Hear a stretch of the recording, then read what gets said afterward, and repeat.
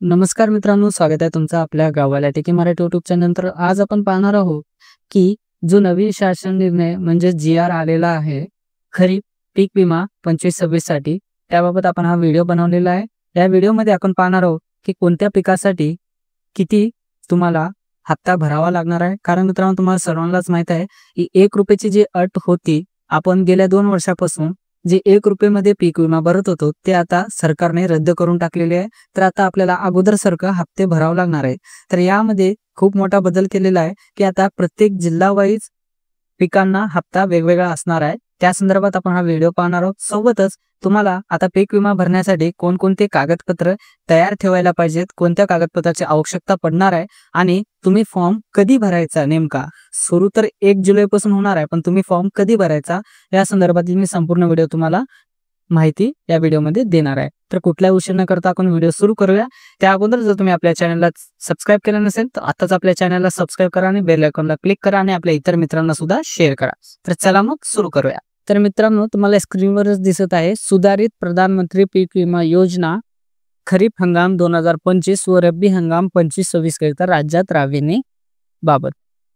आता इथे एक लक्षात घ्या मित्रांनो, हे सुधारित आहे म्हणजे याचं उद्देश काय की जे ₹1 प्रमाणे होतं बघा इथं मित्रांनो, 23 ते रब्बी हंगाम 24-25 मध्ये संदर्भ क्रमांक 3 व 4 नुसार ₹1 प्रति अर्ज भरून सर्वसमावेशक पीक विमा योजना राबविण्यात आली. ठीक आहे मित्रांनो, पण आता तुम्हाला हे रद्द करण्यात आलेलं आहे का, म्हणजे ह्याच्यात सुधारणा केलेली आहे जे की इथं याने जी-आर मध्ये सांगितलेलं आहे की सुधारे. ठीक आहे, हा जी-आर कधी आलेला आहे? 24 जून 2025 रोजी आलेला आहे. ठीक आहे मित्रांनो, आता हा जवळपास एकूण 499 पानाचा जी-आर आहे मित्रांनो. आता तुम्ही वाचूनच तुमचं डोकं खराब होऊन जाईल, एवढा मोठा जी-आर आहे. जर तुम्ही शेवटच्या पानापासून गेलात तर वरच्या पानावर, पहिल्या पानावर किंवा दुसऱ्या पानावर काय होतं हेच कन्फ्युजन मध्ये येऊन जात. तर त्यासाठी आपण जे महत्त्वाचे टॉपिक आहेत ते पाहूया आणि बाकी हे जी-आर मी आपल्या टेलिग्राम चॅनलवर टाकणार आहे, तिथून तुम्ही डाउनलोड करू शकता आणि आपल्या व्हॉट्सअप ग्रुपला जॉईन करून सुद्धा तुम्ही पाहू शकता. तर चला आपण मेन जे टॉपिक आहे ते पाहूया. तर मित्रांनो, यामध्ये बघा, ह्या वर्षी 1 वर्षाकरिता ही अधिसूचना लागू असणार आहे, म्हणजे अप्रोच एरिया अप्रोच नुसार, म्हणजेच प्रत्येक क्षेत्रानुसार. जसे की मी तुम्हाला म्हणलो की प्रत्येक जिल्ह्यानुसार आता तुम्हाला वेगवेगळ्या हप्तेची रक्कम असणार आहे. तर ते एरिया अप्रोच नुसार याबाबत हे जी-आर आहे. तर आपण आता पुढे पाहूया आणि सर्वात महत्त्वाचं मित्रांनो, इथं बघा काही माहिती दिलेली आहे ज्यामध्ये की या योजनेत मृत शेतकऱ्यांची नावे तसेच इतर अवैध मार्गाने विमा काढला गेल्यास तो अर्ज रद्द करण्यात येईल. ठीक आहे, पण आता हे 9 नंबरचा जो पॉइंट आहे हा खूप महत्त्वाचा आहे. योजनेमध्ये सहभागीसाठी शेतकरी ओळखपत्र क्रमांक ॲग्रीस्टॅट फार्मर ID असणे अनिवार्य असेल. म्हणजे तुमचा जो शेतकरी ओळखपत्र, ज्याला फार्मर ID म्हणतात, गेल्या 2 महिन्यापासून सरकार जी मोहीम चालवत आहे की प्रत्येक शेतकऱ्याने आपले शेतकरी ओळखपत्र म्हणजेच फार्मर ID कार्ड बनवणे आवश्यक आहे. तर त्याच्याशिवाय आता तुम्ही ई पीक विमा म्हणजेच पीक विमा भरू शकणार नाही, पीक विमाचा फॉर्म भरू शकणार नाही. त्यासाठी ज्या शेतकऱ्यांनी अजून ॲग्रीस्टॅट फार्मर ID म्हणजेच शेतकरी ओळखपत्र काढला नसेल त्याने आत्ताच काढून घ्या, कारण याच्याशिवाय तुम्हाला लाभ घेता येणार नाही. त्यानंतर पीक विमा नुकसान भरपाईसाठी ई पीक पाहणी अंतर्गत पिकाची नोंद करणे बंधनकारक राहील. तुम्ही जे पीक पेरला आहात किंवा ज्या पिकाचं तुम्ही पीक विमा काढणार आहात त्याची तुमच्या सातबाऱ्यावर ई पीक पाहणीच्या द्वारे नोंद करणं आवश्यक आहे. त्याच्याशिवाय तुम्हाला नुकसान भरपाई मिळणार नाही. आणि दुसरी गोष्ट, समजा तुमच्या एकल्याचं नुकसान झालं, वैयक्तिक नुकसान, तर तुम्हाला कुठल्याही प्रकारचा अनुदान किंवा काय म्हणतात त्याला नुकसान भरपाई मिळणार नाही. तुमच्या क्षेत्रात जर नुकसान झालं पूर्ण तुमच्या मंडळमध्ये, सर्कलमध्ये, महसूलमध्ये, तरच तुम्हाला भेटणार आहे. या जी-आरचा मेन उद्देश तुम्ही वाचून घ्या. आता एवढा मोठा उद्देश काय म्हणतात मी वाचत बसत नाहीये, कारण व्हिडिओ खूप लांब होते. आपल्याला शॉर्टमध्ये जे महत्त्वाची माहिती आहे ते द्यायचं आहे. ठीक आहे मित्रांनो, आता इथं बघा कोणते पिकासाठी समावेश करण्यात आलेले आहेत पीक विम्यामध्ये. तर बघा, तृणधान्य व कडधान्य पिकामध्ये भात, खरीप ज्वारी, बाजरी, नाचणी, मूग, उडीद, तूर, मक्का हे पीक खरीप पिकासाठी आहे तृणधान्य आणि कडधान्यामध्ये. रब्बी हंगामासाठी गहू, रब्बी ज्वारी आणि हरभरा, उन्हाळी भात आहे. त्यानंतर गळीत धान्य पिकामध्ये भुईमूग, कारळे, तीळ, सोयाबीन आहे आणि रब्बी हंगामामध्ये उन्हाळी भुईमूग आहे. त्यानंतर नगदी पिकामध्ये कापूस आहे, खरीप कांदा आहे, त्यानंतर रब्बी हंगामामध्ये रब्बी कांदा आहे. ठीक आहे मित्रांनो, तर ठीक आहे, आता हे झालं. आता तुम्हाला इथे किती टक्के हप्ता भरायचा आहे बघा. तर विमा संरक्षित रकमेच्या 2% किंवा वास्तवदर्शी दर यापैकी जे कमी असेल ते. हे कशासाठी आहे मित्रांनो? अन्नधान्य आणि गळीत धान्यासाठी, खरीप हंगामासाठी. ठीक आहे मित्रांनो. आणि रब्बी हंगामासाठी तुम्हाला 1.5% भरायचे आहेत. आणि नगदी पिकांसाठी खरीप असो मग हंगाम असो 5% तुम्हाला दर राहणार आहे. आता ते प्रत्येक जिल्ह्यानुसार किती असणार आहे ते आपण पुढे पाहूया. तर मित्रांनो, आता इथं अजून एक माहिती आहे की कोणत्या जिल्ह्यासाठी कोणती इन्शुरन्स कंपनी, विमा कंपनी तुम्हाला दिली गेलेली आहे. धाराशिव, लातूर आणि बीड हे 3 जिल्हे ICICI लोबार्ड जनरल इन्शुरन्स कंपनीला दिले गेलेलं आहे. आणि बाकीचे जे उर्वरित जिल्हे आहेत महाराष्ट्रातले ते भारतीय कृषी विमा कंपनी यांच्याकडे देण्यात आलेला आहे. आणि आता वेळापत्रक आहे मित्रांनो, की तुम्ही जे खरीप पिकासाठी आहे ते 31 जुलै 2025 पर्यंत तुम्ही पीक विमा भरू शकता. आणि तुम्हा सर्वांना शेतकऱ्यांना माहित आहे की हा डेट पुढे वाढतो, दरवर्षीच वाढतो. 31 ते पुढचे ह्याच्यात सुद्धा जातो ते. ठीक आहे, यात काही शंका नाहीये की हा डेट वाढणार आहे. पण आपण हे आता सध्या स्थितीला काय धरूया, 31 जुलै ही शेवटची तारीख आहे. आणि रब्बी हंगामासाठी 30 नोव्हेंबर असणार आहे, 25 त्यानंतर 15 डिसेंबर गहू, हरभरा, कांदा इतर पिकांसाठी असणार आहे. आणि 31 मार्च हे उन्हाळी भात आणि उन्हाळी भुईमुगसाठी असणार आहे. हा मित्रांनो, आता इथं अजून एक सूचना आहे. 10 नंबरचा पॉइंट आहे, त्यामध्ये नुकसान भरपाई ठरवण्याची पद्धत. ठीक आहे मित्रांनो, हंगामाच्या अखेरीस सरासरी उत्पादनाच्या आधारे नुकसान भरपाईची निश्चित करणे. ठीक आहे मित्रांनो, आता इथं तुम्हाला त्यांनी काहीतरी गणिती फॉर्म्युल्यामध्ये दिलेला आहे, सूत्रामध्ये दिलेला आहे.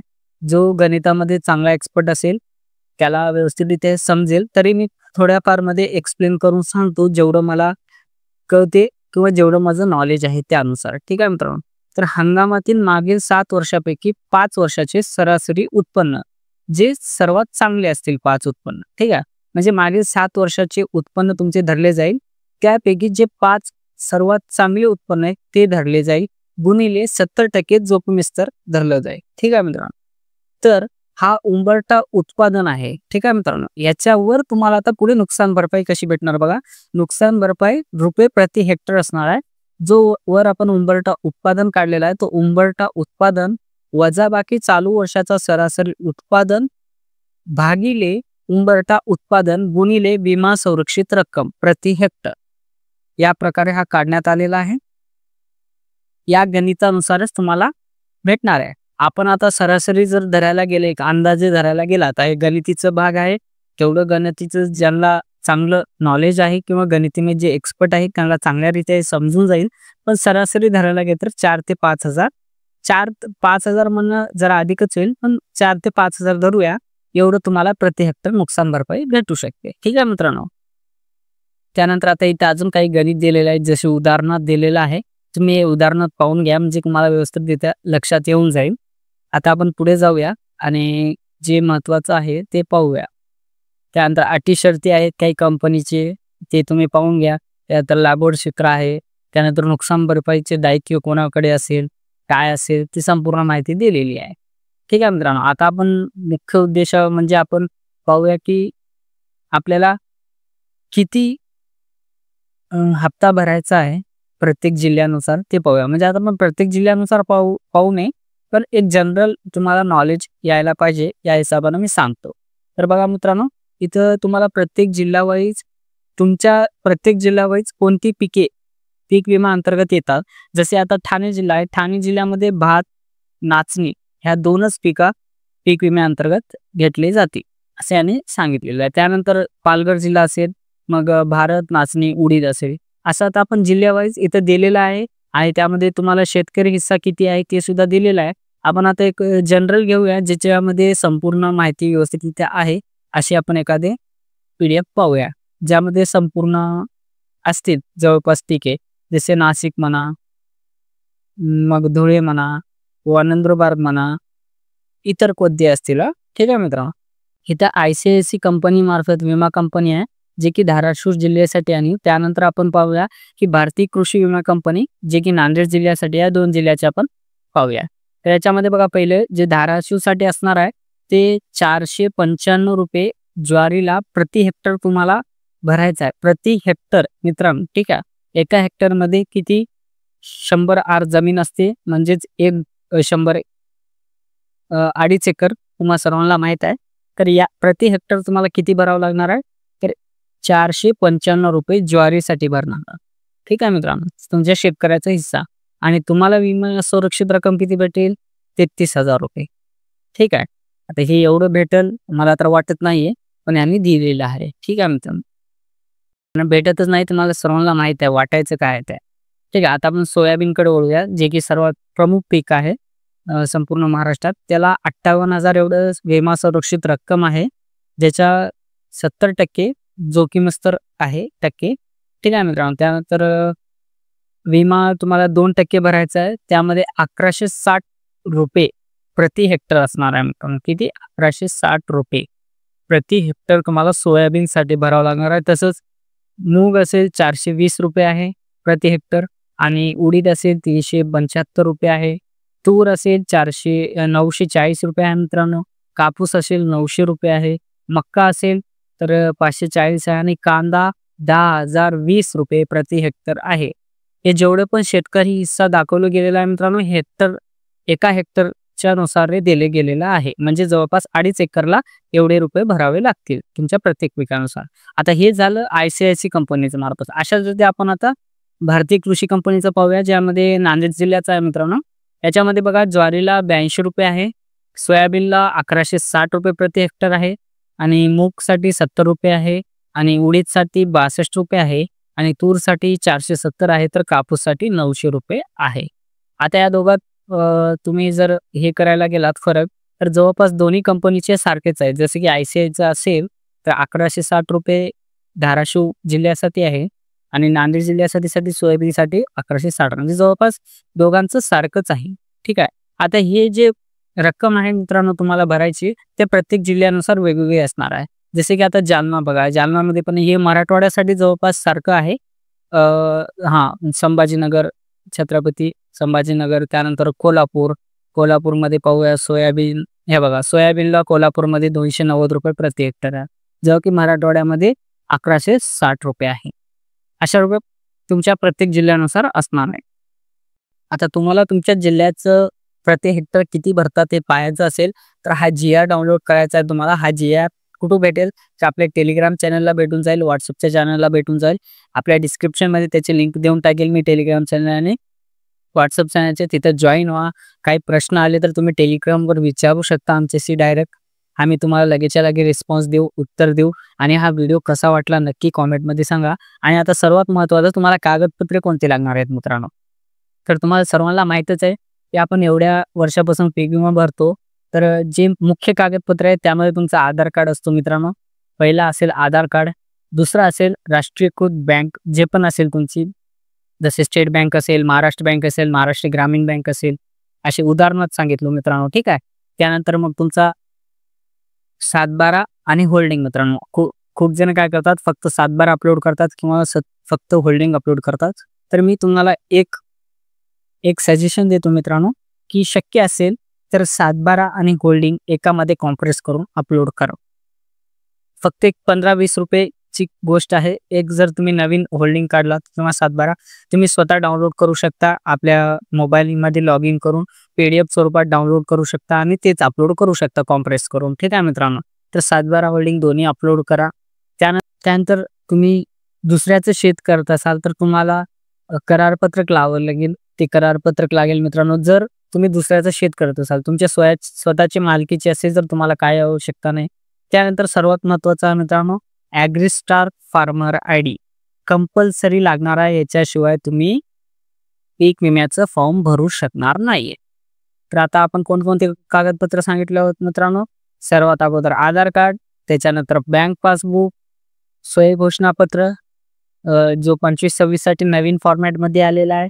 जर तुम्हाला ते नवीन फॉर्मॅट कसा भरायचा माहीत नसेल तर डिस्क्रिप्शनमध्ये मी त्या व्हिडिओची लिंक देईल, तिथून तुम्ही ते व्हिडिओ पाहू शकता. तिथून तो फॉर्म डाउनलोड करून तो भरायचा मित्रांनो. जो नवीन फॉर्म आलेला आहे तोच फॉर्म तुम्हाला भरायचा आहे फार्मर पीक पेरासाठी.